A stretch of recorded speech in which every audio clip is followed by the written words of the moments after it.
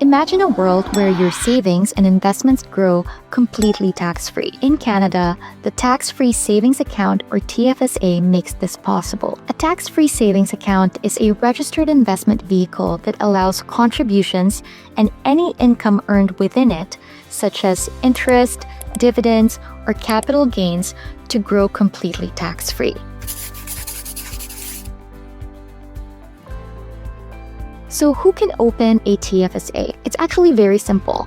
You just need 3 things: be a Canadian resident, be at least 18 years old, and have a valid social insurance number. Even if you're a newcomer to Canada, you can still open one as long as you meet all 3 requirements. Now let's talk about contribution limits. Since the TFSA is a tax advantage account, it's no surprise that there are limits. Each year, the Canadian government sets a contribution limit. Unused room from year to year always carries forward, so you never lose unused space. Here are the annual limits since 2009. So if you're a newcomer to Canada, you might be wondering, how much is my contribution limit? Let's look at 2 examples.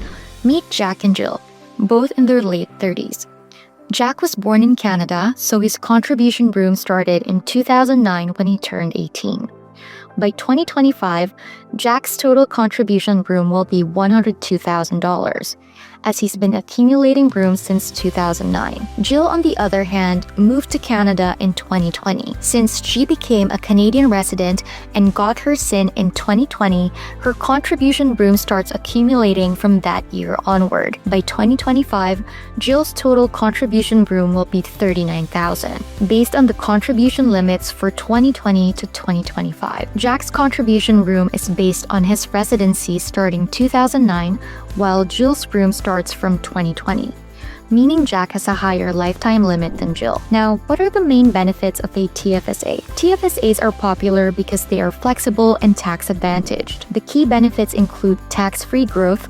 All interest, dividends, and capital gains inside the TFSA are never taxed.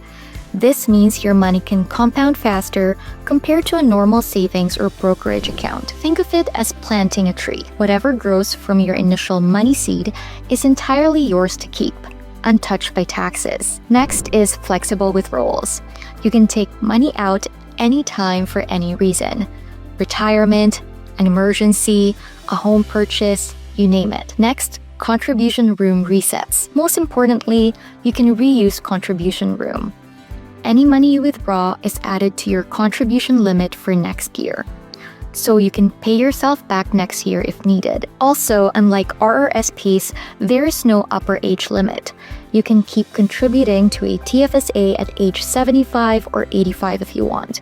RRSP contributions must stop at 71. This makes TFSAs great for saving at any life stage. Now let's talk about the most common TFSA mistakes and how to avoid them. First is overcontributing. The most serious mistake is accidentally putting in more than your allowed limit. The CRA charges 1% per month on the excess amount. To avoid this, track everything. Keep a simple spreadsheet or app record of your total contributions. Don't rely on the CRA website, which may not be up to date during the year. Before making a big deposit, double check that you have enough room. If you do overcontribute, withdraw the excess as soon as possible and consider writing the CRA for relief. The next common mistake is redepositing too soon. A common misconception is that a withdrawal immediately frees up space, but withdrawn amounts only get added back at the start of the next calendar year. For example, if you withdraw $2,000 in July 2024, you can only recontribute that $2,000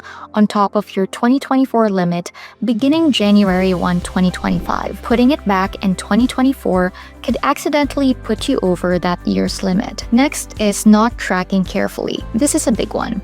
Some people assume that CRA's TFSA room calculator or bank statements are perfectly synced. In reality, financial institutions only report once a year. Trusting the CRA's listed limit blindly can lead to a lot of errors. To be safe, always log your contributions and withdrawals yourself and keep receipts or statements. This way, you'll know exactly how much you've put in each year. Next is being too conservative. It's tempting to treat your TFSA like a basic savings account and leave the money as cash. That's a safe strategy, but it's not effective against inflation. If inflation is 2% and your TFSA cash earns 1%, your buying power still falls. Instead, once you have an emergency cushion, consider investing at least part of your TFSA in higher yield options like GICs, bonds, or even blue chip stocks that outpace inflation. Next is taking on excessive risk. On the flip side, don't treat your TFSA as a gambling den. Some younger investors go all in on high-risk stocks or crypto,